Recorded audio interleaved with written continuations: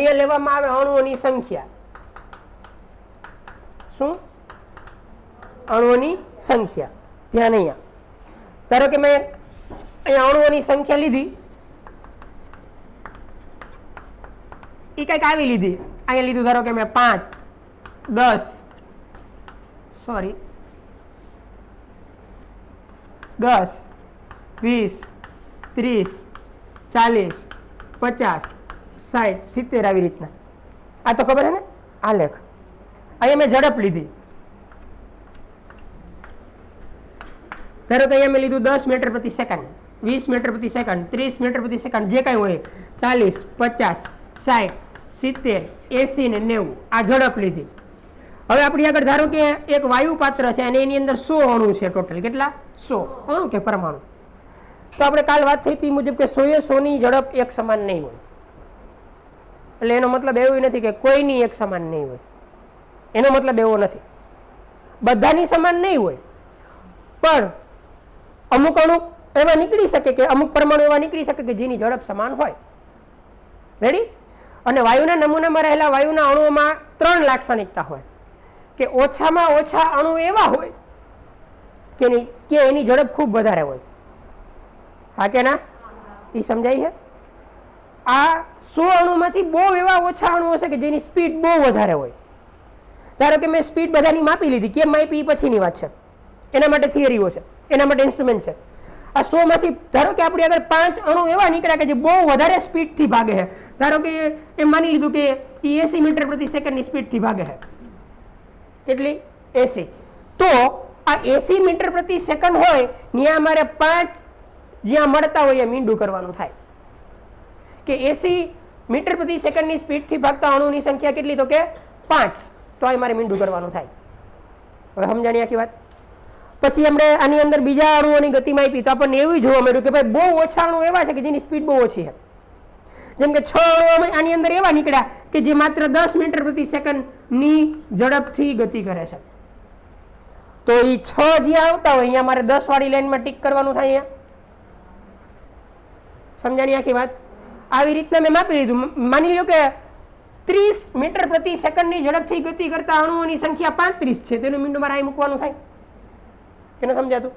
એટલે આ મીંડું એમ બતાવે કે 30 મીટર પ્રતિ સેકન્ડથી જે અણુઓની ઝડપ છે એવી અણુઓની સંખ્યા કેટલી છે? 35. રેડી? એવી રીતના આપણે માપતા ગયા. ધારો કે આપણને એવું જોવા મળ્યું કે મેક્સિમમમાં મેક્સિમમ અણુઓ 60 એવા નીકળ્યા કે 65 જે કાંઈ હોય એવા નીકળ્યા. અત્યારે હું એમ માની લઉં કે 65 અણુ આપણી આગળ છે. 65 અણુ આપણી આગળ એવા નીકળ્યા કે જેની સ્પીડ મધ્યમ છે. આવી ધારો કે 50 મીટર પ્રતિ સેકન્ડથી ભાગે છે. યસ ઓર નો? અમુક એવા નીકળશે કે જે આટલી સ્પીડ ધરાવતા હશે. હા કે ના? અમુક એવા નીકળશે કે જેની સ્પીડ અહીંયા હશે. હવે આ જે પોઈન્ટ છે એને આમ કનેક્ટ કરી દેવામાં આવે એટલે આ લેખ બને. હવે ન સમજાણું હોય તો કયો. પેલા આલેખ સમજાઈ ગયો કેમ આવ્યો હોય? હવે આ આલેખ ઉપરથી જ આપણને ખબર પડી જાય કે બહુ ઓછી ઝડપ ધરાવતા અણુઓની સંખ્યા બહુ ઓછી છે. હા કે ના? બહુ વધારે ઝડપ ધરાવતા અણુઓની સંખ્યા પણ બહુ ઓછી છે. જ્યારે મધ્યમ ઝડપ ધરાવતા અણુઓની સંખ્યા ખૂબ વધારે, કારણ કે પોર્શન ઉપર છે. જો આ વાત સમજાણી? હવે શું? તો કે આમાં 3 પ્રકારની ઝડપ માપવામાં આવી સાયન્ટિસ્ટો દ્વારા. કેટલા પ્રકારની? 3. એક મહત્તમ સંભાવ્ય ઝડપ. કઈ? મહત્તમ સંભાવ્ય ઝડપ, જેને શું નામ આપવામાં આવ્યું? UMP. એની ડેફિનેશન શું? તો કે વાયુ પાત્રના નમૂનામાં હાજર હોય, વાયુ પાત્રના નમૂનામાં હાજર હોય એવા અણુઓમાંથી મહત્તમ સંખ્યાના અણુઓ, કઈ? મહત્તમ સંખ્યાના અણુઓ જે ઝડપ ધારણ કરે એને શું કહેવાય? મહત્તમ સંભાવ્ય ઝડપ. આ ગ્રાફ માટે મહત્તમ સંભાવ્ય ઝડપ કેટલી થાય? 50 મીટર પ્રતિ સેકન્ડ. મહત્તમમાં મહત્તમ અણુ કઈ સ્પીડ ધરાવે છે? હવે આનાથી મહત્તમ અણુ તો ન થઈ શકે ને. ગ્રાફ ઉપરથી આપણને ખબર પડી ગઈ. ધારો કે 65 છે તો 65 અણુ 100 માંથી એવા નીકળ્યા કે જેની ઝડપ સમાન છે. હા કે ના? અને એ કઈ ઝડપ છે? 50 મીટર પ્રતિ સેકન્ડ. એ 50 મીટર પ્રતિ સેકન્ડ ને શું કહેવાય? એની મહત્તમ સંભાવ્ય ઝડપ.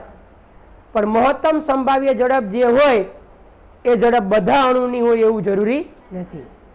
એમ નથી કે 50 મીટર પ્રતિ સેકન્ડ એટલે બધાની 50 મીટર પ્રતિ સેકન્ડ, એમ નહીં.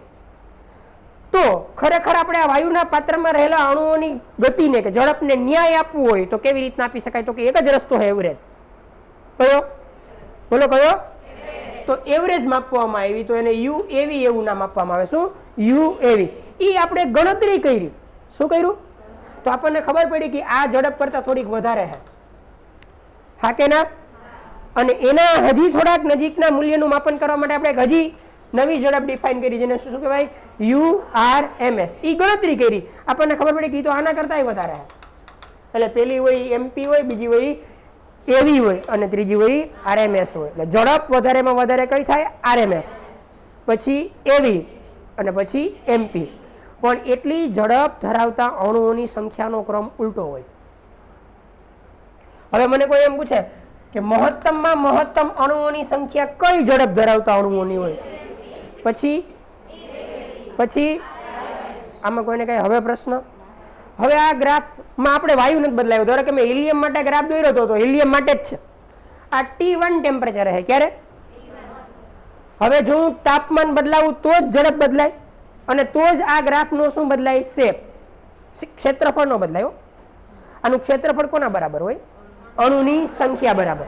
ધારો કે હું તાપમાન વધારું, T1 માંથી બદલાવીને શું કરી દઉં? T2, કે જેના કરતા વધારે. આ T1 નો આલેખ છે, તો T2 નો આલેખ છે એ જમણી બાજુ ઢળે, કારણ કે તાપમાન વધે એટલે ગતિ વધે, ઝડપ વધે. તો આ જે ઝડપ છે એ વધીને અહીં આવી જાય. કે ન સમજાણું? એટલે પેલો આધાર કોની ઉપર છે? ઝડપની વેચણીનો તાપમાન ઉપર, જો વાયુ બદલાવામાં ન આવે તો. અને ધારો કે કોઈ એવું કરે કે તાપમાન અચળ રાખે, બે વાયુ લઈએ ને શું અચળ રાખે? તાપમાન. ધારો કે T જેટલું તાપમાન રાખ્યું અને વાયુ બદલાવ્યા, એક લીધો ઓક્સિજન અને એક લીધો ક્લોરીન, અને પછી આવા ગ્રાફ દોરે તો ગ્રાફ તો બે જ મળવાના. તાપમાન બેના કેવા? સમાન. હા કે ના? એક ગ્રાફ આવો મળતો હોય તો એક ગ્રાફ આવો મળે. હવે આમાંથી કયો ગ્રાફ કોનો હોય એ ખબર પડે ગ્રેહામની મદદથી. કોની મદદથી? ગ્રેહામની મદદથી. તો આમાં આપણે એવો કોન્સેપ્ટ લગાડ્યો હતો કે ઝડપ છે એ કોના વ્યસ્ત પ્રમાણમાં છે? આણ્વીય દળ. તો જેનું આણ્વીય દળ વધારે એની ઝડપ ઓછી. બરાબર? તો જાણો છો આ બેમાંથી કોનું આણ્વીય દળ વધારે? તો એની ઝડપ ઓછી થાય ને. તો આ ગ્રાફ કોનો થાય? અને આ ગ્રાફ. હવે ગ્રાફમાં ખબર ન પડી હોય તો કયો? કોઈને કઈ પ્રશ્ન? આવડી જાય? આગળ વધીએ. યસ. શું કયું? ક્યારે? તમારે કાંઈ વાપરવા નથી. તમને પ્રશ્ન પૂછ્યો હશે, પ્રશ્ન આવો પૂછ્યો હશે કે ઓક્સિજન અને હાઇડ્રોજન નું તાપમાન અનુક્રમે આટલું અને આટલું છે, એકની આરએમએસ ઝડપ આટલી તો બીજાની આરએમએસ ઝડપ કેટલી? તમારે ખાલી સરખામણી કરવાની હશે અથવા તો ફોર્મ્યુલા મૂકવાના છે. તમારે સમીકરણ ક્યાંય લગાડવાનું નહીં હોય. એવી ગણતરી ક્યારેય નહીં પૂછે કે આ વાયુના નમૂનામાં રહેલા અણુઓની ઝડપ મેળવો, ક્યારેય નહીં. ડાયરેક્ટ એવો ક્વેશ્ચન ક્યારેય નહીં આવે. આવશે તો આવા જ ક્વેશ્ચન આવશે કે આનું સમીકરણ શું, આનું સમીકરણ શું, આનું સમીકરણ શું, અથવા તો ત્રણેયનો ગુણોત્તર શું. મેક્સિમમ પ્રોબેબિલિટી પ્રશ્ન આવવાની આના ગુણોત્તરની છે. અને જો પછી બીજો પ્રશ્ન આવે તો આવે કે આટલા તાપમાને આની આરએમએસ ઝડપ આટલી, તો આટલા તાપમાને બીજાની કેટલી? અહીં દાખલા કેમ ગણવાનું પછી સમજાવીશ. તમને ક્યારેય એવું નહીં પૂછે કે આ વાયુના નમૂનામાં 1000 અણુ છે તો એમાંથી આની ગતિ આટલી, આમ ને આની ગતિ આટલી નામ, તો એની એવરેજ ગણો કે યુઆરએમએસ ગણો, આવું ક્યારેય નહીં પૂછાય. રેડી? નેક્સ્ટ. યસ. તો બદલાવાનું જ છે. તાપમાન બદલાવો તો ઝડપની વેચણી બદલાવાની જ છે. ધારો કે મેં બેના તાપમાન સમાન લીધા ત્યારે હું સરખામણી કરી શકું કે જેનો અણુભાર વધારે એની ઝડપ ઓછી. અને હજી આનું તાપમાન બદલાવું, ધારો કે T તાપમાન આપણે રાખ્યું હતું અને હું T ડેશ કરી દઉં કે જેના કરતા મોટું હોય તો બે ગ્રાફ આમ શિફ્ટ થાય. સમજો હો ને? આ ગ્રાફ આ બાજુ આવી જાય ને આ ગ્રાફ આ બાજુ આવી જાય. હવે કોઈને કઈ પ્રશ્ન? નેક્સ્ટ.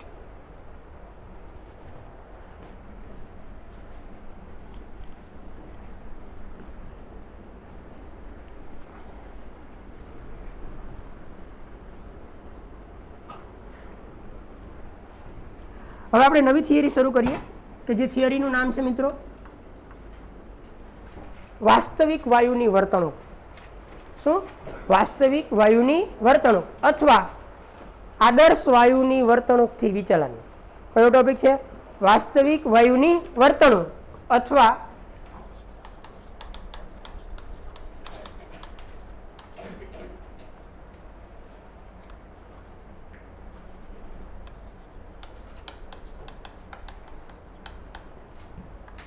હું આને આમ પણ કહી શકું, વાયુની આદર્શ વાયુ વર્તણૂકથી, વાયુનું આદર્શ વાયુ વર્તણૂકથી વિચલન.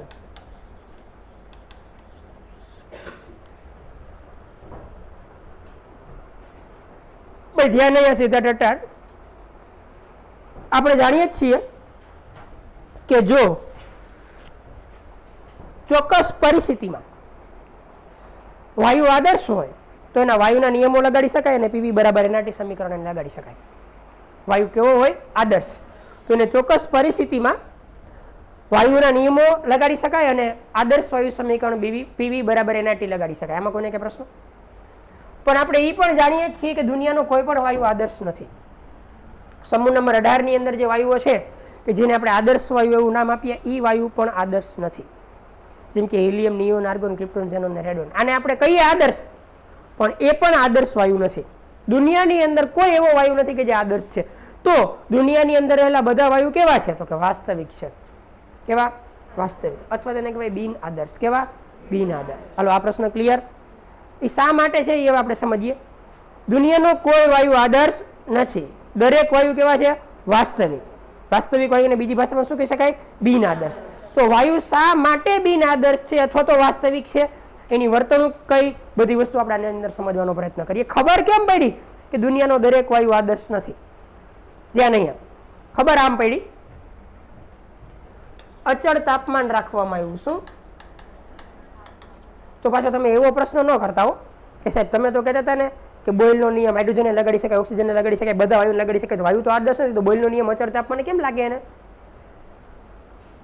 એનો જવાબ આ છે કે કોઈ પણ વાયુ આદર્શ નથી, પણ તાપમાન અને દબાણની ચોક્કસ પરિસ્થિતિમાં વાસ્તવિક વાયુ આદર્શ વાયુ જેવી વર્તણૂક દર્શાવે ત્યારે એના વાયુના નિયમો અને પીવી બરાબર એનાથી લગાડી શકાય.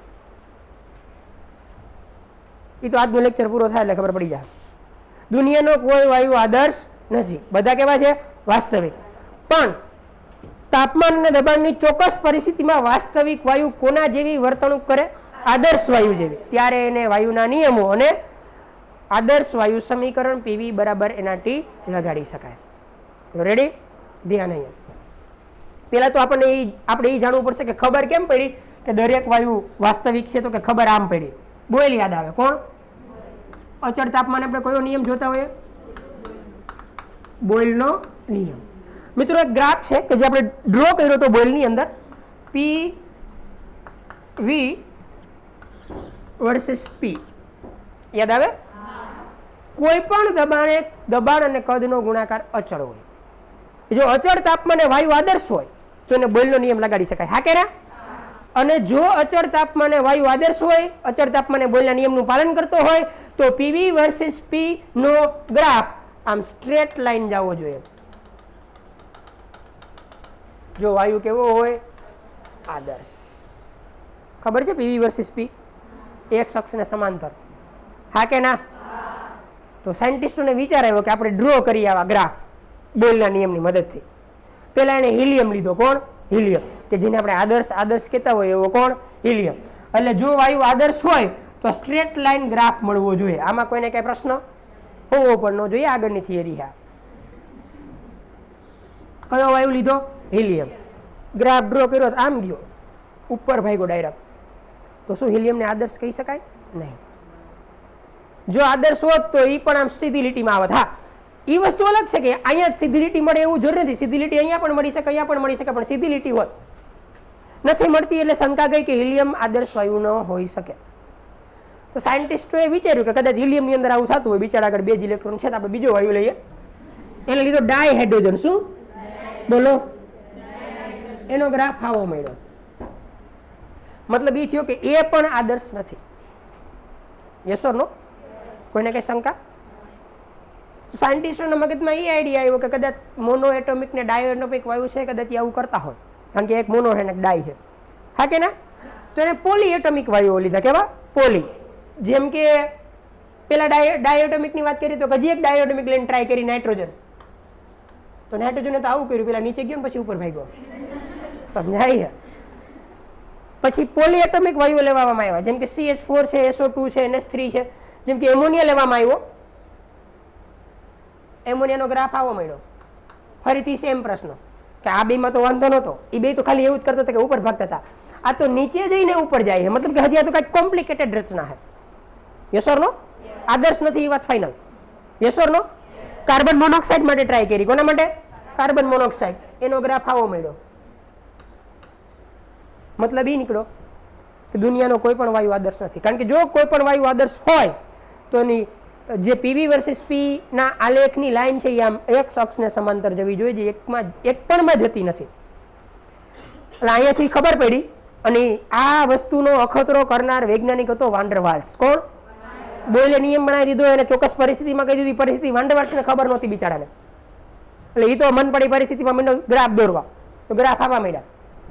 વાન ડર વાલ્સે જોયું કે દુનિયાનો એક પણ વાયુ આદર્શ નથી, અને એ સત્ય હતું કે દુનિયાનો એક પણ વાયુ આદર્શ નથી. આમાં કોઈને કઈ પ્રશ્ન? ખબર કેમ પડી? અચળ તાપમાન રાખીને કોના આલેખ દોરવામાં આવ્યા? બોયલ. કયા આલેખ? પીવી વર્સિસ પી. તો જવા જોઈએ કેમ? સ્ટ્રેટ લાઈન, પણ જતા નથી. મતલબ એવો થયો કે આમાં કાંઈક અલગ વસ્તુ છે. કોઈને કઈ પ્રશ્ન? અને એક વાત યાદ રાખજો, દુનિયાની અંદર એવા બે જ વાયુ છે કે જે ડાયરેક્ટ ઉપર ભાગતા હોય. એ ઉપર ભાગતા હોય ને શું કહેવાય હું પછી કહીશ. અત્યારે ખાલી આટલું યાદ રાખવાનું કે ડાયરેક્ટ જે સ્ટ્રેટ લાઈનમાં જતા હોય ઉપરની સાઈડ, એવા બે જ. કોણ? હાઇડ્રોજન અને હિલિયમ. કોણ? બાકીના બધા જ વાયુ શું કરશે તો કે આવી રીતના આ શેપમાં પેલા ડાઉન જાય ને પછી ઉપર જાય. એ શું કહેવાય આપણે પછી સમજશું. કોઈને કઈ શંકા? કોઈને કઈ પ્રશ્ન? તો વાન ડર વાલ્સના મગજમાં વિચાર આવ્યો કે ભાઈ તો આપણે પીવી બરાબર એનાટી લગાડશું અથવા તો વાયુના નિયમો લગાડશું, તો એ ક્યારે અને કઈ પરિસ્થિતિમાં લગાડશું? સમજાય છે? તો એનો જવાબ આવો મળ્યો. હવે આપણે એ સમજવું કે દુનિયાનો કોઈ પણ વાયુ આદર્શ નથી, એ તો ફાઇનલ. તો એ વાસ્તવિક વાયુને કઈ પરિસ્થિતિની અંદર આદર્શ વાયુ તરીકે ગણી શકાય, અથવા તો વાસ્તવિક વાયુ કઈ પરિસ્થિતિમાં આદર્શ વાયુ જેવી વર્તણૂક કરી શકે કે જ્યારે આપણે એના નિયમો લગાડી શકીએ? નથી ફાઇનલ, પેલા ખબર પડી ગઈ. આમાં કોઈને કઈ શંકા? હવે આપણે શું મેળવવાનું છે? એવી પરિસ્થિતિ કે જ્યારે વાસ્તવિક વાયુ કોના જેવી વર્તણૂક કરે? આદર્શ વાયુ જેવી. કોના જેવી? સમજીએ. એ સમજવા માટે ફરીથી બે ગ્રાફ દોરવામાં આવ્યા. ફરીથી શું દોરવામાં આવ્યા? બે ગ્રાફ. બોલો, બે ગ્રાફ. એ ગ્રાફ આવા હતા. જો કે આ ગ્રાફે ઈશારામાં બધું કહી જ દઈએ, પણ આપણને અત્યારે નહીં સમજાય. બહુ કોમ્પ્લિકેટેડ ગ્રાફ છે, જેટલો દેખાય એટલો સરળ નથી. ત્યાં નહીં. અચળ શું રાખ્યું ફરીથી મિત્રો? અને સહારો કોનો લીધો? બોલો. એને જે આલેખ દોર્યો હવે એ આ હતો. દબાણ P વર્સિસ કદ V. આઈ આવે ખબર બોઇલમાં? દબાણ કદ વક્ર. યસ ઓર નો? એને એક પરફેક્ટ આદર્શ વાયુ ધારી લીધો, માની લીધો, અને પરફેક્ટ આદર્શ વાયુનું તાપમાન T જેટલું અચળ રાખી અને દબાણ P વર્સિસ કદ V નો આલેખ દોર્યો. 1 મોલ માટે. કેટલા મોલ માટે? જો ક્યાંય ચોખવટ ન કરી હોય, હવે ક્યાંય ચોખવટ ન કરી હોય આ પોર્શન ની અંદર, તો તમારે ધારી લેવાનું કે મોલ કેટલા હોય? 1. ત્યાં નહીં. તો ગ્રાફ આવો મળ્યો ને આવો જ મળે વક્ર. આમાં કોઈને કઈ પ્રશ્ન? આ કોનો આલેખ છે? પરફેક્ટ આદર્શ વાયુનો P વર્સિસ V નો આલેખ. કોનો? પરફેક્ટ આદર્શ વાયુનો P વર્સિસ V નો આલેખ. આ કોના માટે દોર્યો આપણે?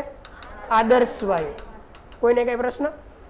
હવે એટલું જ તાપમાન રાખી, એટલો જ જથ્થો, એટલે કે 1 મોલ રાખીને એક બીજો વાસ્તવિક વાયુ લેવામાં આવ્યો. કયો વાયુ? કયો?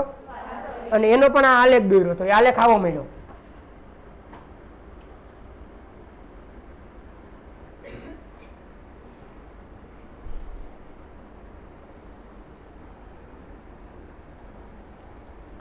આમ. ઈ કોના માટેનો હે? વાસ્તવિક વાયુ માટેનો. કોના માટેનો?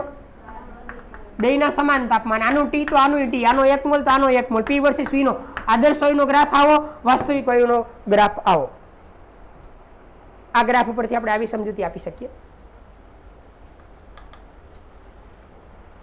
કે ઊંચા દબાણે આદર્શ વાયુ અને વાસ્તવિક વાયુની વર્તણૂક અલગ અલગ છે. કારણ કે જો બેની વર્તણૂક સમાન હોત તો કદ બેના લગભગ બરાબર આવત. એને સમજાતું?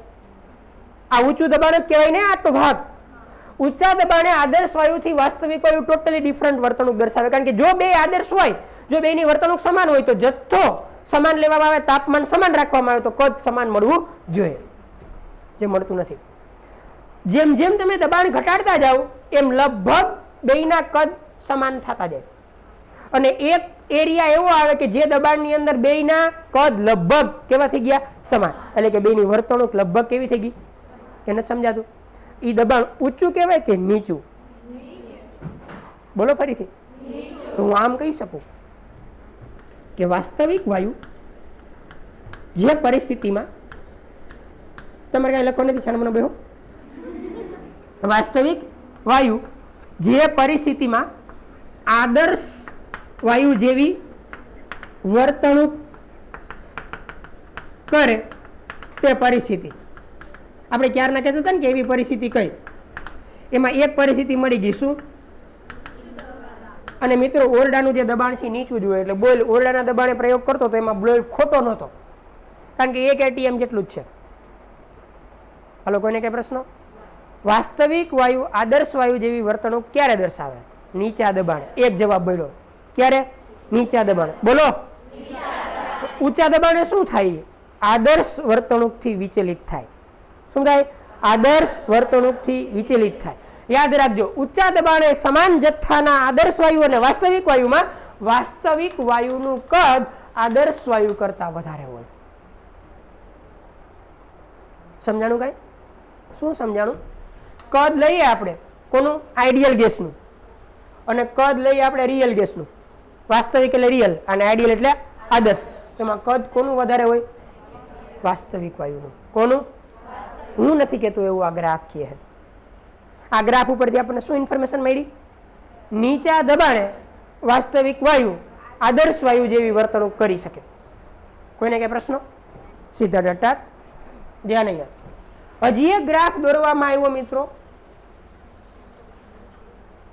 કે જે હવે તાપમાન કયું રાખીએ તો વાસ્તવિક વાયુ આદર્શ વાયુ જેવી વર્તણૂક કરી શકે એ સમજવા માટેનો હતો.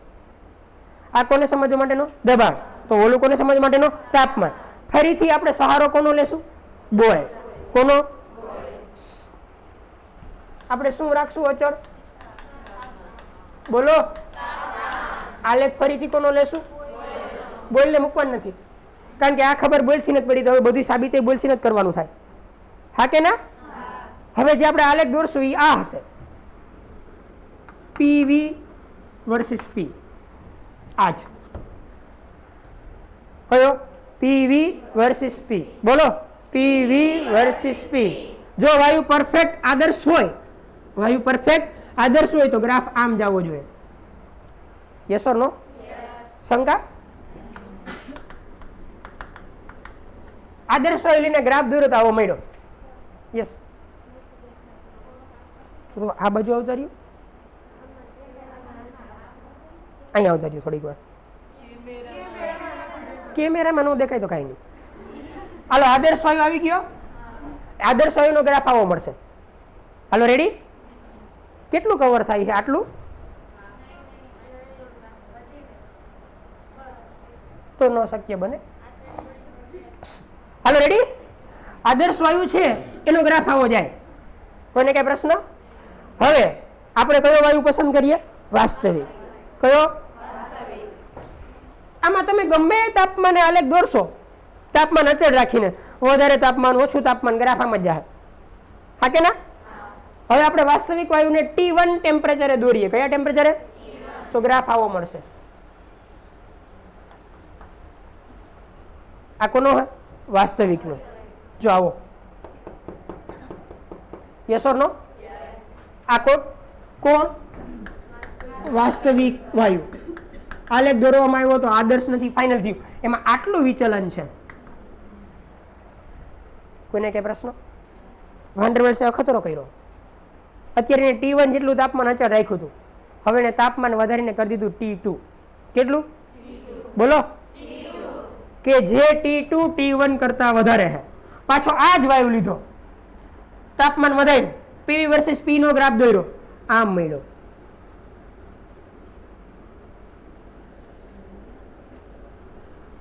કોઈને કઈ શંકા? કોઈને કઈ શંકા? શું નોંધ્યું એને? તો કે તાપમાન વધારવાથી જે વિચલનનો ગેપ હતો એ ઘટી ગયો. સમજાણું? તાપમાન વધારવાથી જે વાયુ વધારેમાં વધારે વિચલિત થતો હતો એ શું થઈ ગયો? થોડો ઓછો. એટલે વાન્ડરવાલ્સને આઈડિયા આવ્યો કે હજી હું તાપમાન વધારું તો આ લીટો આની નજીક આવી શકે. યસ ઓર નો? એને હજી એને તાપમાન વધારીને કેટલું કરી દીધું? T3. બોલો. ગ્રાફ હજી ઉપર ગયો આમ. મતલબ કે જો ગેપ હતો વિચલનનો એ ઘટ્યો. હા કે ના? આ કયા તાપમાનની વાત છે? T3. ગેપ આટલો જ થઈ ગયો. એટલે હવે તો કોન્ફિડન્સમાં આવી ગયો કે હજી આપણે તાપમાન વધારશું તો મે બી આ લીટો આના જેવો થઈ શકે ગ્રાફ. હા કે ના? તાપમાનમાં શું કર્યો ફરીથી? અને આ તો ખબર પડે ને કે તાપમાન અચળ જ છે. પ્રયોગ દરમિયાન તાપમાન અચળ, બોઇલમાં મેં બહુ ડીપમાં સમજાવ્યું. પહેલા T1 જેટલું અચળ રાખીને 10 રીડિંગ લીધા હોય, પછી T2 જેટલું અચળ રાખીને 10 રીડિંગ લીધા હોય, એનો ગ્રાફ દોર્યા હોય. હા કે ના? ગ્રાફ પાછા એક જ પેપરમાં દોર્યા હોય. ત્યાં નહીં. T4 કર્યું, તાપમાન હજી વધાર્યું તો ગ્રાફ આમ મળ્યો, જે લગભગ કોની નજીક છે? આદર્શ વર્તણૂકની નજીક છે. પરફેક્ટ આદર્શ છે એવું નથી કહેતો, પણ કોની નજીક છે? આદર્શ વર્તણૂકની નજીક છે. જો મિત્રો આ ગ્રાફ ઘણું બધું કહી જાય છે, ઘણું બધું કહી જાય છે. એ ગ્રાફ આવું કહી જાય છે. અહીંયાથી આપણને એક માહિતી તો મળી જ ગઈ હતી કે નીચા દબાણે આદર્શ વર્તણૂક જેવી વર્તણૂક થાય. તો આ નીચું દબાણ જ કહેવાય કે નહીં? કારણ કે દબાણ અહીંયા ઓછું હોય. હા કે ના? હવે મને કહો, જે તાપમાન નીચું હોય ત્યારે વર્તણૂક આદર્શ વાયુ જેવી કે ઊંચું? ઊંચા તાપમાને જ થાય ને, કારણ કે નીચા તાપમાને તો વિચલિત થતો હતો. જેમ તમે એનું તાપમાન વધાર્યું એમ એ કોની નજીક ગયો? આદર્શ વર્તણૂકની નજીક. કોની નજીક? તો હવે આપણને કોઈ એવું પૂછે કે વાસ્તવિક વાયુ કઈ પરિસ્થિતિમાં, તાપમાન અને દબાણની કઈ પરિસ્થિતિમાં આદર્શ વાયુ જેવી વર્તણૂક કરી શકે? તો ઠેકીને બે જવાબ દેવાના થાય, નીચા દબાણે, ઊંચા તાપમાન. લગભગ 14 કે 15 વખત કોમ્પિટિટિવ એક્ઝામની અંદર પૂછાઈ ગયેલો પ્રશ્ન.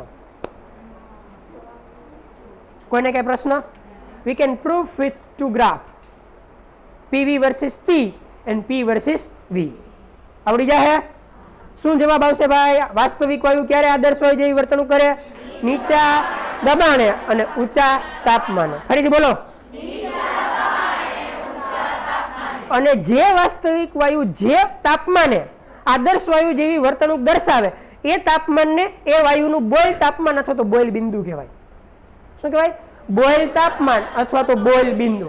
અત્યારે T4 તાપમાન એવું આવ્યું આ વાયુ માટે કે જ્યારે એ કોને જેવી વર્તણૂક દર્શાવવા માંડ્યો? તો T4 જે તાપમાન હોય એને આ વાસ્તવિક વાયુનું શું કહેવાય? બોઇલ તાપમાન અથવા તો બોઇલ બિંદુ. બોલો. બોઇલ તાપમાન અથવા તો બોઇલ બિંદુ. કોઈને કઈ પ્રશ્ન? આવડી જાય? હવે મને કોઈ આવો પ્રશ્ન પૂછે,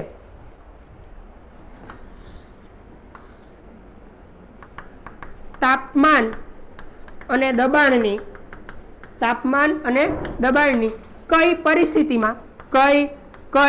પરિસ્થિતિમાં વાસ્તવિક વાયુ આદર્શ વર્તણૂકથી, કોનાથી? આદર્શ વર્તણૂકથી મહત્તમ વિચલન દર્શાવે. તો તમે શું જવાબ દેશો? દબાણ કેવું હોય ત્યારે? ઊંચું. અને તાપમાન કેવું હોય ત્યારે? આનાથી ટોટલી વિરુદ્ધ. કારણ કે ઊંચા દબાણે તો મેક્સિમમ વિચલન અને નીચા તાપમાને મેક્સિમમ વિચલન. યસ ઓર નો? તો એ જવાબ આવડી જાય. તો જરાક જોવાનું, આવો પ્રશ્ન પૂછાય ત્યારે કે આદર્શ વર્તણૂક તરફ પૂછ્યું કે નથી મહત્તમ વિચલન પૂછ્યું? જો આદર્શ વર્તણૂક તરફ પૂછ્યું હોય તો કયો જવાબ આવે? નીચું દબાણ ને ઊંચું તાપમાન. ઓલામાં એનાથી ટોટલી ઊંધો જવાબ આવે. શું? ઊંચું દબાણ અને નીચું તાપમાન. તમે કે સાહેબ આ તો ઊંચું નીચું થઈ ગયું, અમને કઈ ખબર ન પડે, એક્ઝામમાં બેસે ત્યારે શું કરવાનું? યાદ ખાલી આ જ રાખવાનું, આ ઓટોમેટિક રહી જાય, કારણ કે એનાથી વિરુદ્ધ હોય. સમજાણું? કઈ પરિસ્થિતિ યાદ રાખવાની મિત્રો? આદર્શ વર્તણૂક તરફ ક્યારે જાય એ પરિસ્થિતિ યાદ રાખવાની. ક્યારે જાય? ફરીથી બોલો. આ ગ્રાફે ઈશારામાં તો ઈ જ કહેતો હતો. જો અહીંયા તો બધા આદર્શ જેવા જ કે નહીં? ઈ દબાણ કેવું દબાણ છે? નીચું. અહીંયા દબાણ બહુ ઓછું હોય ને, તો આટલા એરિયામાં જુઓ લગભગ બધા આદર્શ જેવા જ છે. તો ઈશારામાં તો એ ગ્રાફ વાત કરતો જ તો કે નીચા દબાણે આદર્શ વર્તણૂક થઈ શકે, પણ આપણે એને વાઇડ કરીને સમજ્યા. સમજાઈ ગયું? હજી ગ્રાફમાં ઘણા બધા કોન્સેપ્ટ છે, પણ એ પછી વાત કરશું આપણે. અહીંયા સુધી કોઈને કઈ પ્રશ્ન? હવે મને કોઈ આવો પ્રશ્ન કરે કે આદર્શ વાયુ કોનો કેવો અને વાસ્તવિક વાયુ કોને કેવો, તો આપણે આવો જવાબ દઈએ કે જો કોઈ પણ વાયુ એવો હોય કે જે તાપમાન અને દબાણની દરેક પરિસ્થિતિમાં વાયુના નિયમોનું પાલન કરે, તો એ વાયુને આદર્શ વાયુ કહેવાય. શું? જો કોઈ પણ વાયુ તાપમાન અને દબાણની દરેક પરિસ્થિતિમાં, ઊંચા નીચાએ નહીં, તાપમાન અને દબાણની દરેક પરિસ્થિતિમાં, જો આદર્શ હોય તો તમે ગમે એટલું તાપમાન રાખો, ગ્રાફ આમ જ જાય. હા કે ના? આદર્શ હોય તો તમે ગમે એટલું દબાણ રાખો, ગ્રાફ આમ જ જાય. એટલે કે દરેક તાપમાન અને દરેક દબાણે જે વાયુના નિયમોનું પાલન કરે એને શું કહેવાય? આદર્શ. અને જે વાયુ તાપમાન અને દબાણની દરેક પરિસ્થિતિમાં વાયુના નિયમોનું પાલન ન કરે એને શું કહેવાય? વાસ્તવિક. તો એ કઈ પરિસ્થિતિમાં પાલન કરે? ચોક્કસ. કઈ ચોક્કસ? નીચું દબાણ અને ઊંચું તાપમાન.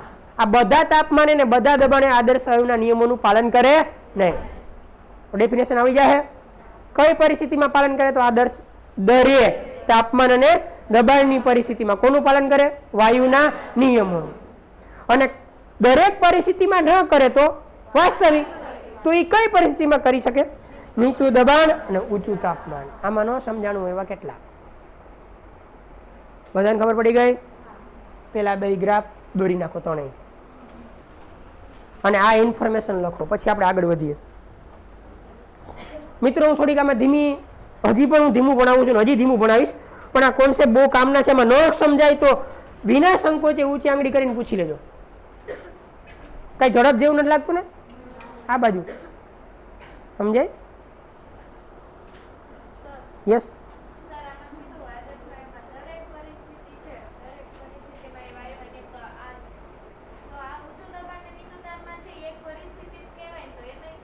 દરેક પરિસ્થિતિનો મતલબ એવો થયો કે નીચું દબાણ હોય કે ઊંચું દબાણ હોય, નીચું તાપમાન હોય કે ઊંચું તાપમાન હોય, ગમે એ તાપમાન અને ગમે એ દબાણે જો પાલન કરે તો આદર્શ. દરેક પરિસ્થિતિ એટલે આ દરેક નો કહેવાય, ઊંચું કરી દો તો બદલાઈ જાય. કે જેને સમજાતું? હું એમ કહું કે દરેક તાપમાન અને દરેક દબાણે પાલન કરે તો, આ તો આપણે પર્ટિક્યુલર ફિક્સ કરી દીધું કે નીચા દબાણે અને ઊંચા તાપમાને. પેલા બોર્ડ ઉપર લખ્યું એટલે લખો, બાકી ડેફિનેશન હું તમને લખાવીશ. બોઇલ તાપમાનની, આદર્શ વાયુની ને બિન આદર્શ વાયુની. દુઃખની વાત એ છે મિત્રો કે આ ગ્રાફ જ આપણી બુકમાં નથી. સમજાય ને?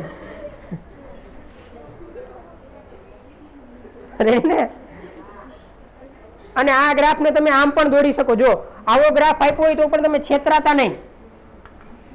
પીવી વર્સિસ પી, અને આમે દોરી શકાય. અહીંયા T1 આ આદર્શ, આ વાસ્તવિક. હા પાડો? આમે દોરી શકાય. T2 આ હતો એના કરતા ગેપ ઘટ્યો, પછી આમે પૂછી શકાય. T3 હજી હતો એના કરતા ગેપ ઘટ્યો, અને હજી ઉપર જાવ એટલે શું થઈ જાય? આમ. હા કે ના? એ તમને આવો ગ્રાફ આપ્યું હોય, પછી એમ કે T1 T2 T3 ને T4 ની સરખામણી કરો. મોટામાં મોટું કોણ હોય? મોટામાં મોટું કોણ હોય પરિસ્થિતિમાં? T4. સમજાય ને? એવો ગ્રાફ એ પૂછાઈ શકે. એટલે આ જ છે, પણ એને આ ચારે ચાર ને અલગ અલગ રીતે મૂક્યા. સમજાણું ને? પાછળથી નો દેખાતું હોય પૂછી લેજો કે બધું દેખાય છે. Very good.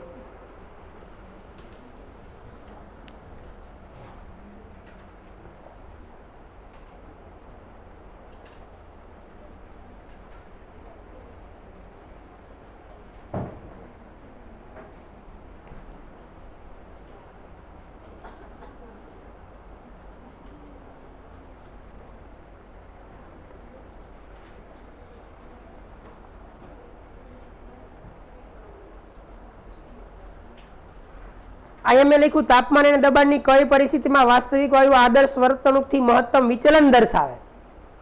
તો ઊંચું દબાણ અને નીચું તાપમાન. અને અહીંયા મેં લખ્યું વાસ્તવિક વાયુ જે પરિસ્થિતિમાં આદર્શ વાયુ જેવી વર્તણૂક દર્શાવે તે પરિસ્થિતિ, નીચું દબાણ અને ઊંચું તાપમાન.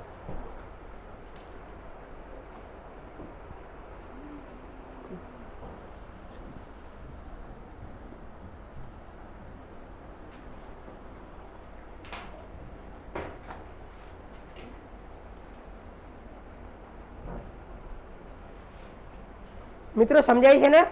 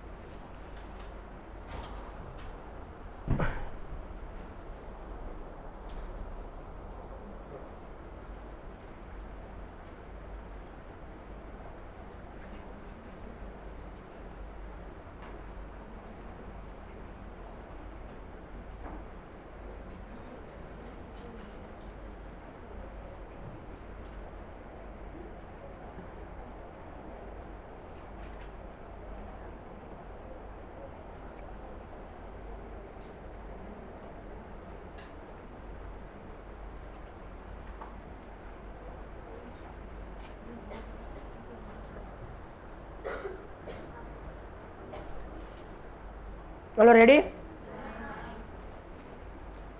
નેક્સ્ટ આપણે ડેફિનેશન લખશું આદર્શ વાયુ, પછી બે ટપકા.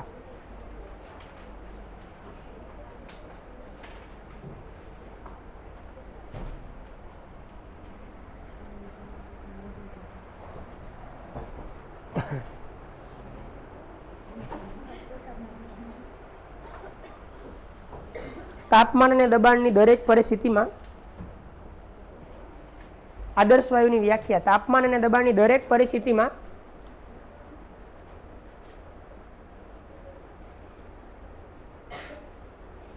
તાપમાન અને દબાણની દરેક પરિસ્થિતિમાં જે વાયુ વાયુના નિયમોનું પાલન કરે, વાયુના નિયમોનું પાલન કરે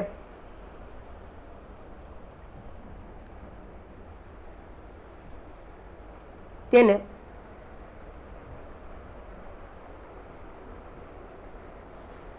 આદર્શ વાયુ કહેવાય.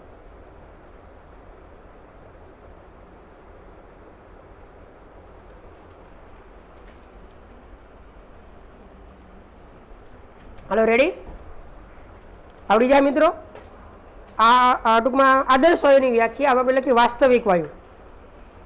વાસ્તવિક વાયુ બે ટપકા કે જેને શું કહેવાય? બિન આદર્શ વાયુ. વાસ્તવિક વાયુ અથવા બિન આદર્શ વાયુ.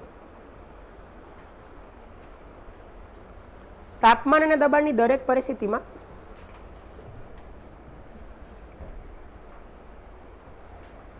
તાપમાન અને દબાણની દરેક પરિસ્થિતિમાં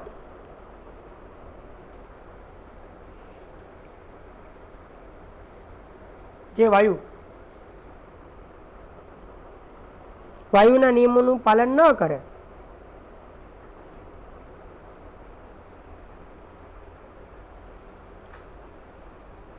તેને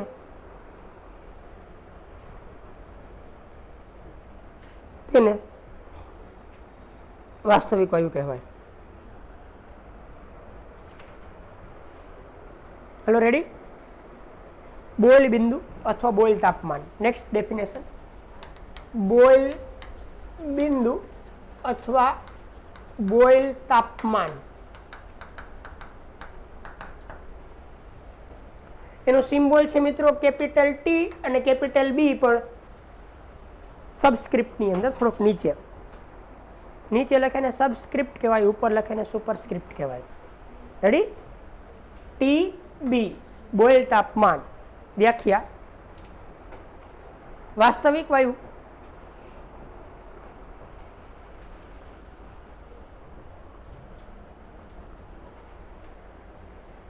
જે તાપમાને આદર્શ વાયુ જેવી વર્તણૂક દર્શાવે,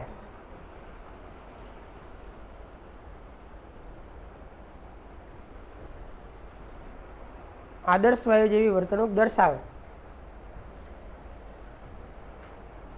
તે તાપમાનને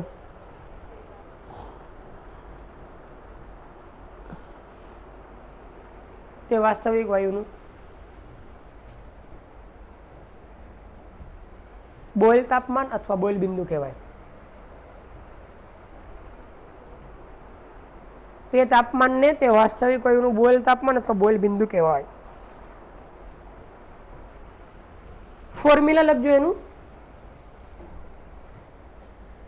TB is equal to A upon RB, small a upon capital R into small b.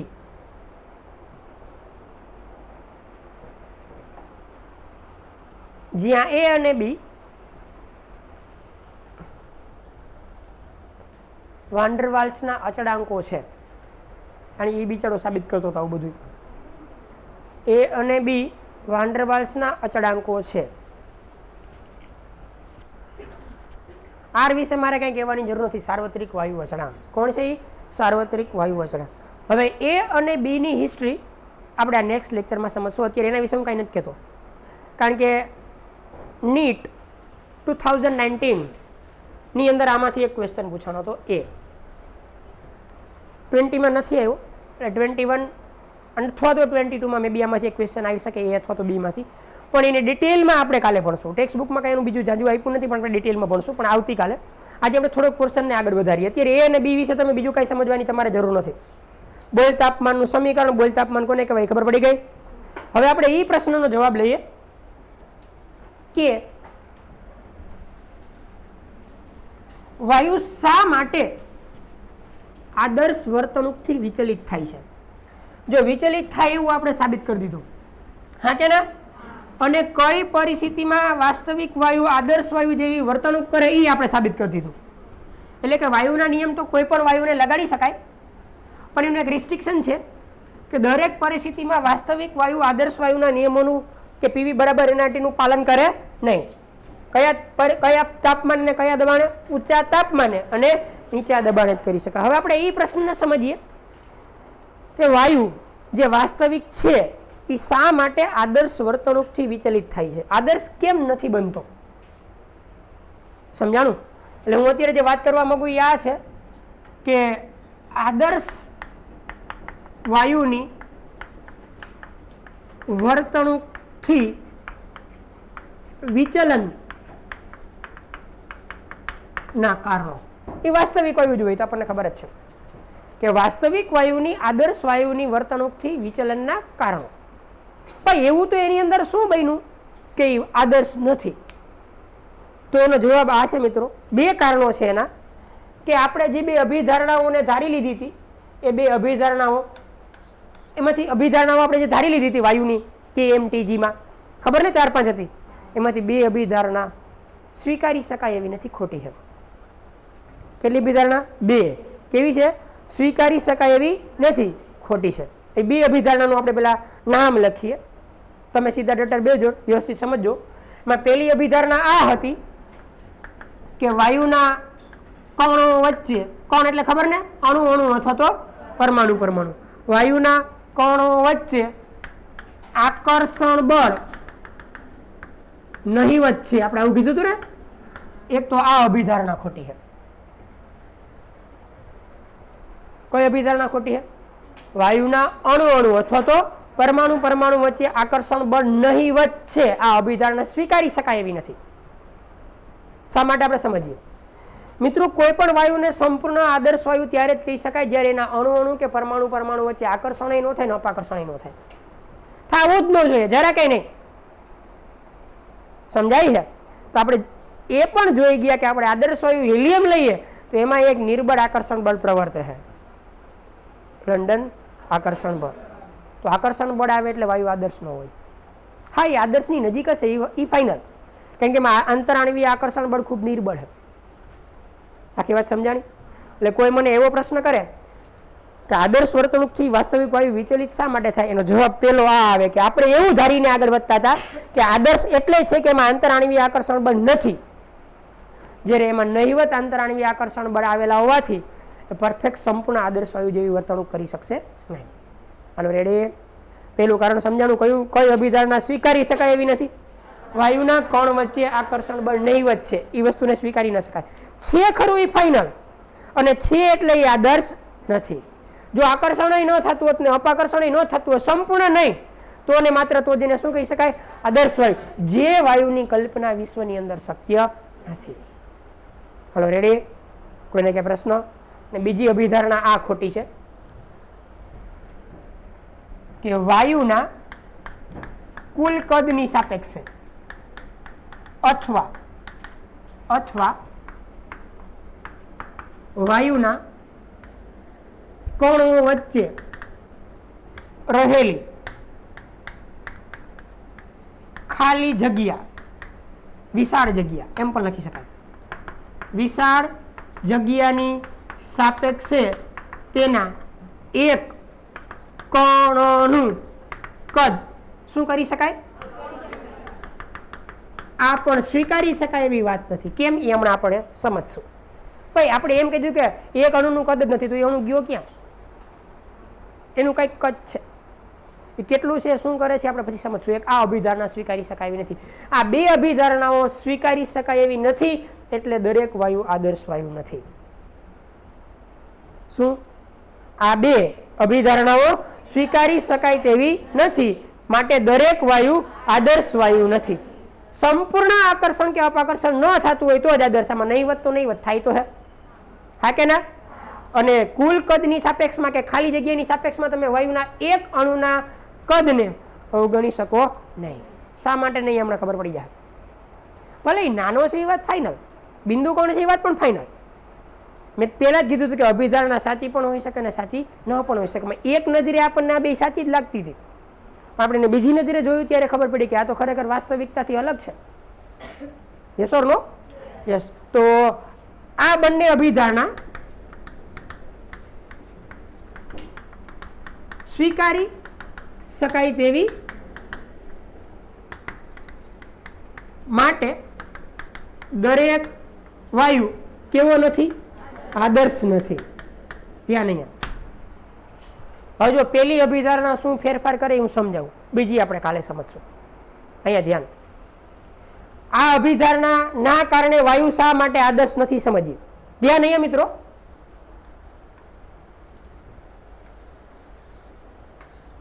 હવે તો દોરું છે તમને ખબર પડી જાય. વાયુ પાત્ર જે વસ્તુ છે વાયુ પાત્ર, એમાં શું હશે?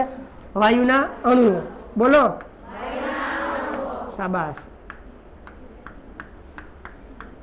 અત્યારે મેં એવું માની લીધું કે એમાં વાયુના અણુઓ અનેક હાજર છે, કારણ કે જથ્થો લઈ એટલે અનેક જ આવે. હવે જુઓ, વાયુ કોઈ પણ હશે, એમાં અણુ અણુ વચ્ચે શું થતું હશે? આકર્ષણ. ભલે નહીવત તો નહીવત, હા કે ના? એમાં જે દ્રવ્યના જથ્થામાં અંદરની સાઈડ જે અણુઓ હાજર છે એનું પરિણામી આકર્ષણ બળ શૂન્ય થશે. અંદર જે જથ્થામાં હશે એ અણુને ઉપરથી નહીં ખેંચતા હોય, નીચેથી નહીં ખેંચતા હોય, ડાબી બાજુ જમણી બાજુ આ સાઈડ તે સાઈડ, એટલે એનું પરિણામી આકર્ષણ બળ શૂન્ય થાય. એકેય બાજુ આકર્ષિત થઈ શકે નહીં. શંકા? આમાં ઈ જ થાય. આ દ્રવ્યના જથ્થામાં જ છે, આનું પરિણામી આકર્ષણ બળ કેવું થઈ જાય? શૂન્ય. બોલો. પણ જે અણુ પાત્રની દિવાલની એક્ઝેક્ટ બાજુમાં છે એનું પરિણામી આકર્ષણ બળ શૂન્ય થશે નહીં. ધ્યાન અહીંયા. આ બાજુથી ખેંચાશે કારણ કે ન્યા કોક હશે, હા કે ના? આ બાજુથી પણ આકર્ષિત થશે, આમ આમ આમ, હા કે ના? અહીંયા તો પાત્રની દિવાલ છે અને એ બાજુથી કોઈ આકર્ષિત કરી શકશે એટલે એનું પરિણામી આકર્ષણ બળ કઈ સાઈડ થયું? દ્રવ્યના જથ્થા તરફ. બોલો, દ્રવ્યના જથ્થા તરફ. કોઈને કઈ શંકા? કોઈને કઈ શંકા? સેમ વસ્તુ અહીંયા થશે કે આ અણુ કોઈ બાજુ સહેજ આકર્ષિત થતો હશે દ્રવ્યના જથ્થા તરફ. બોલો, જો આખી વસ્તુ બદલાઈ જાય. ધ્યાન અહીંયા. માની લીધું કે મારે અત્યારે પરફેક્ટ આદર્શ વાયુ છે. ધ્યાન અહીંયા. કેવો વાયુ? આ વાયુ પરફેક્ટ આદર્શ. તેમાં અણુ અણુ વચ્ચે આકર્ષણ હોય કે ન હોય? સંપૂર્ણ શૂન્ય, હા કે ના? આદર્શ વાયુ હોય તો સંપૂર્ણ શૂન્ય. તો અહીંયાથી વાયુનો અણુ ગતિ કરતો કરતો આવ્યો કઈક ઝડપમાં, કઈક સ્પીડમાં, કઈક વેગમાં, તો જેટલી સ્પીડથી આવે એટલી સ્પીડથી પાત્રની દિવાલ સાથે અથડાઈ જાય, કારણ કે વચ્ચે એને કોઈ ન રોકે, કોઈ સાથે એનું આકર્ષણ ન હોય. હા પાડો. જો પરફેક્ટ આદર્શ હોય તો એ અહીંયાથી સીધે સીધો અહીં અથડાઈ જાય અને જે દબાણ ઉત્પન્ન કરે એ દબાણને હું કહું PI, pressure of ideal gas. Yes or no? હવે આ બિચારો શું થાય ખબર હે? તો કે આ અણુ અહીંથી સ્પીડમાં આવશે, અહીંયા એને કઈ પ્રશ્ન નથી અંદર, કારણ કે અહીંયા તો પરિણામી શૂન્ય જ છે, હા કે ના? અહીંયા પહોંચશે એટલે એને અંદર આકર્ષિત કરતા બળનું પ્રમાણ વધી જાય. એટલે જેટલી સ્પીડથી દિવાલ સાથે અથડાવવાનો પ્રયત્ન કરશે એટલી સ્પીડથી દિવાલ સાથે અથડાઈ શકશે નહીં. શાબાશ. કારણ કે આમ જાતો તો આદર્શ હોત તો આટલી સ્પીડથી અથડાઈ જાત, પણ વાસ્તવિક છે એટલે શું થતું કે આકર્ષણ બળ છે અંદર નહીં વાંધો આવે, કારણ કે એ તો પરિણામી શૂન્ય છે એટલે જેમ ભાગવું એમ ભાગી શકે, હા કે ના? બિચારો અહીંયા પહોંચશે એટલે આમ ધીમો પડી જાય પછી અથડાય કે ન સમજાણું? તો ખરેખર જેનું વાસ્તવિક દબાણ હોવું જોઈએ એટલું જ દબાણ આવે કે થોડું ઘટીને આવે? Very good. એટલે અહીંયા હું દબાણને જોઉં PR કે તો pressure of real gas. Pressure of, તો મિત્રો આ બે માંથી કોણ વધારે હશે?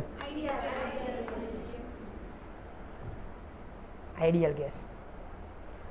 તો મારે ધરાર ને ધરાર આ રિયલ ગેસ ને આના જેવો કરવો હોય તો, કારણ કે આના જેવો કરી દઈએ તો PV બરાબર NRT વાયુના નિયમો લગાડી શકાય. હા તો પાડો. તો આને મારે ધરાર આના જેવું બનાવવું હોય તો શું કરવું પડે? કે જેટલું પ્રેશર ઓલા આકર્ષણથી ઘટી જાય એટલું પ્રેશર એમાં શું કરી દેવું પડે? ઉમેરવું પડે, હા કે ના? કોની અંદર ઉમેરવું પડે? રિયલમાં કે આઈડિયલમાં? રિયલમાં. તો જે રિયલનું પ્રેશર છે એને તેનું ખાલી P કહું, અને આને મેં માપ્યું, આને બરાબર હું શું લઈ લઉં? P. એમાં હું કંઈક ઉમેરું, મતલબ કે શું કરું? દબાણમાં સુધારો. Very good. વધારો જ હશે પણ સુધારો શબ્દ વપરાય, કારણ કે નીટની અંદર જે મેં વાત કરી કે 2019 ની અંદર પ્રશ્ન હતો, આ પ્રશ્ન હતો દબાણનો સુધારો. પછી તો સુધારો શું કરવો પડશે? P હતું એમાં મારે કંઈક ઉમેરવું પડશે. વાન્ડરવાલ્સે બિચારાએ સાબિત કરીને કીધું કે તમે જે ઉમેરવા માંગો એ આના જેટલું હોય, P + AN²/V². બોલો, ફરીથી હવે ખતરનાક ક્વેશ્ચન જે 2019 માં પૂછાનો તો હું કહું કે વાન ડર વાલ્સનો અચળાંક એ આદર્શ વાયુ સમીકરણમાં ખાલી જગ્યાના સુધારામાં વપરાય. દબાણ, કદ, તાપમાન આપેલ તમામ. દબાણ કેટલા માર્ક દિયા? 4. નહીતર લીએ કેટલા? 5. વેરી ગુડ, આવડી જાય મિત્રો. આ વાન ડર વાલ્સનો અચળાંક એ કોના સુધારામાં વપરાણો? એ. આની સાબિતી છે હો, ઈ એટલું જ કેમ એની સાબિતી છે, પણ આપણે સિલેબસની અંદર નથી, અત્યારે આપણે ભણવાની જરૂર નથી. અત્યારે યાદ જ રાખી લેવાનું કે કેટલું ઉમેરવાનું. બોલો તો ખરા. જો સંપૂર્ણ આદેશ સુર તો એમાં કઈ સુધારો કરવો પડે નહીં. હવે હું પી ની જગ્યાએ પી જ લખું વાસ્તવિક વાયુ માટે, વાસ્તવિક વાયુ માટે, કે પી ની જગ્યાએ આ લખું, આ સુધારેલું લખું ને, તો પી પ્લસ an² અપન v². ન સમજાણું હોય એવા કેટલા સુધારો કરવો પડ્યો, દબાણ ઉમેરવું પડ્યું, સમજાઈ ગયું? ત્યાં નહીં. હવે હું કોની અંદર સુધારો કરીશ? કદમાં. શેમાં? બોલો. કારણ કે સુધારો બે માં જ થાય, આ ત્રણે તો કોન્સ્ટન્ટ છે. યસ ઓર નો? જમણી બાજુનો પ્રશ્ન જ નથી, જે કઈ પ્રશ્ન છે ડાબી બાજુ છે. તો હવે આપણે આની અંદર સુધારો કરી દીધો, આપણે આમાં કરશું. બીજી એવી ધારણા ખોટી, ધ્યાન અહીંયા સમજો. વાયુના અણુ દેખાય, આપણે એના કદને ખાલી આટલું કદ લઈએ ને, આટલું જ હોય તો એને અવગણી શકાય, શંકાને કોઈ સ્થાન નથી. પણ એટલું કદ નથી. એ પોતાનું જે વાસ્તવિક કદ ધરાવે એના કરતા વાયુ વાસ્તવિક હોય તો વાયુ પાત્રમાં પોતાના અણુ કરતા 4 ગણું કદ રોકે. શું સમજાણું? આ વાસ્તવિક હોત તો આનું કદ, સોરી આદર્શ હોત તો આનું કદ આટલું ને આટલું જ હોત, પણ એ વાસ્તવિક છે, આદર્શ નથી. એટલે પોતાના કદ કરતા પાત્રમાં કેટલા ગણું કદ રોકીને બેઠો હોય? 4 ગણું. એટલે જે હોવું જોઈએ એના કરતા કદ વધારે છે. એને સમજાતું? જો આદર્શ હોત તો હું બિંદુ ને બિંદુ જ રાખત, પણ વાન ડર વાલ્સે પ્રયોગો કરીને સાબિત કર્યું કે વાસ્તવિક વાયુનું જે વાસ્તવિક કદ છે એના કરતા પાત્રમાં કેટલા ગણું કદ રોકે? 4 ગણું. ઇંદર આવે કેટલા ગણું કદ રોકે? 4 ગણું. તો 4 ગણું કદ રોકે તો ખરેખર વી આવશે કે વી કરતા વધીને આવશે? એટલે કે જો આઈડિયલ નું વી આઈ હોય અને આનું વી આર હોય તો આમાં કોણ વધારે? એને મારે ધરાર ને ધરાર, ધરાર ને ધરાર આના જેવું કરવું હોય તો એમાં કઈ ઉમેરવું પડે કે બાદ? આને હું વી માની લઉં. શું માની લઉં? વી. તો એમાં વાન ડર વાલ્સ નામના સાયન્ટિસ્ટે કીધું કે એમાંથી આટલું બાદ કરવાનું. કેટલું? બોલો. તો વી ની જગ્યાએ હું અહીંયા શું મૂકું? v minus nb is equal two આ સમીકરણને વાસ્તવિક વાયુનું વાન ડર વાલ્સ સમીકરણ કહેવાય. p plus an² upon v² into v minus nb is equal to nRT. બોલો. p plus an² upon v² into v minus nb is equal to nRT. Yes, એ વાસ્તવિક વાયુનું સમીકરણ છે. કોનું? કે જે વાસ્તવિક વાયુમાં આપણે બે સુધારા કરીને કોના જેવો બનાવ્યો? આદર્શ. કયો સુધારો? દબાણનો સુધારો, અને બીજો કદનો સુધારો. દબાણના સુધારામાં એ આવે, કદના સુધારામાં બી આવે. એ અને બી ની હિસ્ટ્રી કાલે. આજના માટે આટલું, વધારે નેક્સ્ટ ટાઈમ આવડી જાય. આ સમીકરણ પણ 4 માર્ક ની અંદર લોટ્સ ઓફ ટાઈમ પૂછાઈ ગયેલું છે. કાંઈ ટ્વિસ્ટ નહીં, ખાલી સમીકરણ. રેડી ને?